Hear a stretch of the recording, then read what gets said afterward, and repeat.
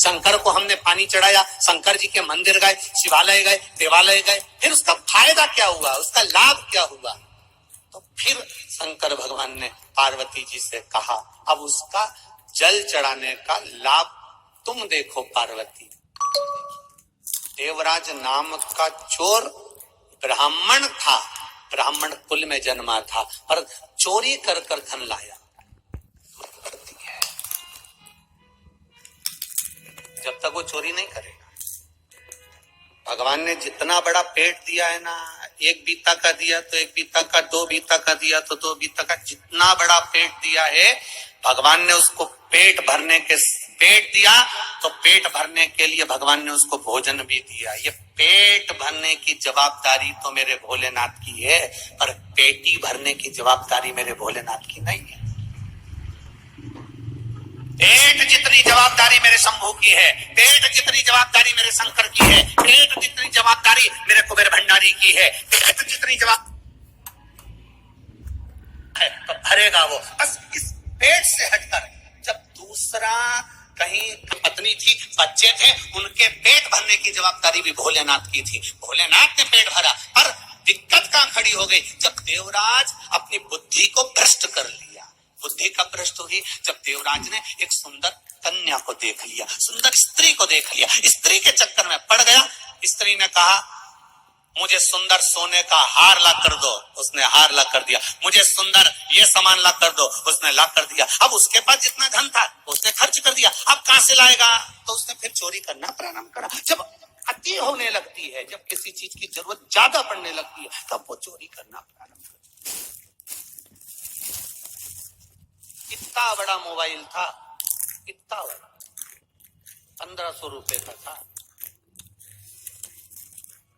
अब किसी का रोड पे पड़ा हुआ दिखा, अब वो इतना बड़ा, कितना खुश हुआ।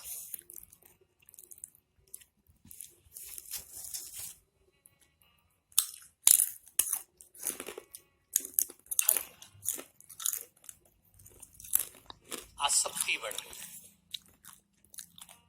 लोभ बढ़ गया, ले गया, चले गया, बढ़ गया लोभ, ले गया वो। अब क्या कभी मोबाइल बेकार नहीं होगा? अरे बोलो तो जम के जरा जीजियो, नहीं होता क्या? कभी नहीं होता क्या? होता।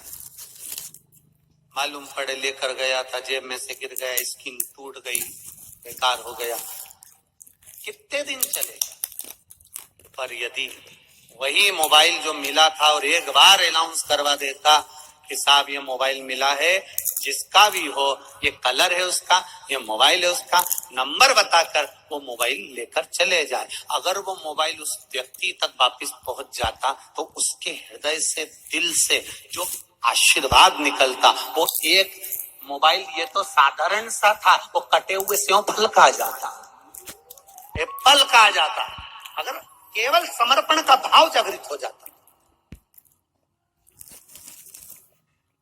समर्पण का भाव।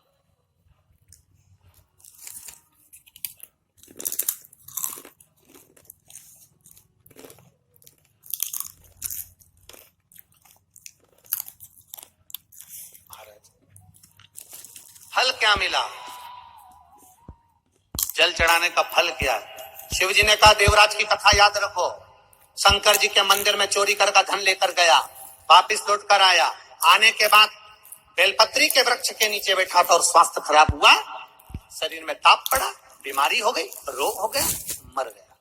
मरा, शंकर जी ने उसके लिए नंदी लगाया, नंदी पर बैठकर वो कैलाश धाम गया। तो इसने तो पाप करा था, इसने तो चोरी करी थी, इसने तो ये चोरी का धन लाया था, और इसने तो कभी शंकर का गुणगान नहीं करा, फिर मरकर इसको कैलाश धाम कैसे मिल गया? तो देवराज ने भी ये प्रश्न किया। तो भगवान शंकर नंदी पकड़कर जब चल रहे थे तो नंदी जी बोल दिए, सुन देवराज, ये तेरा पुण्य नहीं है, ये तेरा पुण्य नहीं है देवराज, जो तुझे मिल रहा है कैलाश धाम, ये पुण्य है तेरी बूढ़ी माँ का, जो रोज शंकर के मंदिर जाती थी, लोटा भर के जल चढ़ाती थी, उसका पुण्य बेटे के हिस्से में आ गया।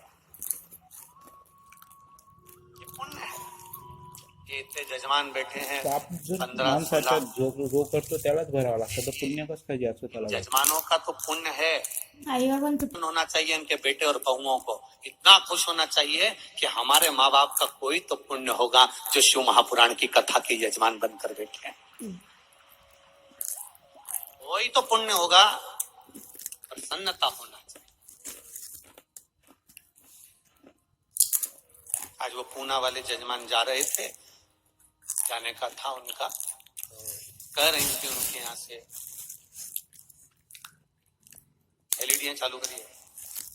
पूना वाले जजमान के घर से बोल रही थी, बहू रानी कहे गुरु जी थोड़ा जरूरी काम है तो हम पुणे जा रहे हैं, पर जाते जाते हमको कुछ नहीं चाहिए, बस जजमान पद जैसे यहां मिला है ऐसी कृपा एक बार कर दो कि ऐसी जजमान पद पुणे में भी एक बार मिल जाए। बस महादेव से ये प्रार्थना,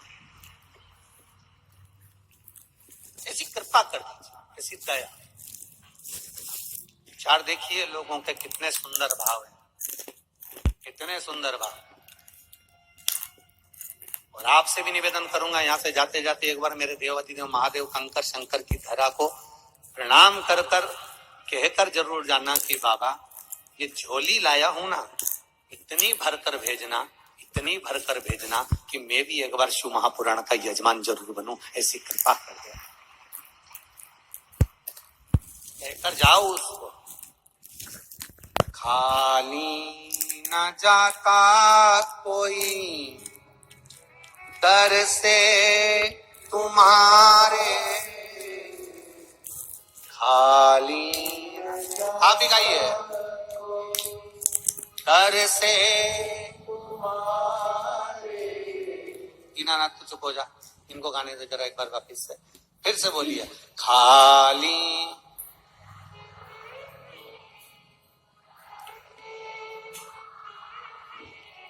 मैं भी खड़ी हूँ नन्ही बाहें पसारे, मैं भी खड़ा हूँ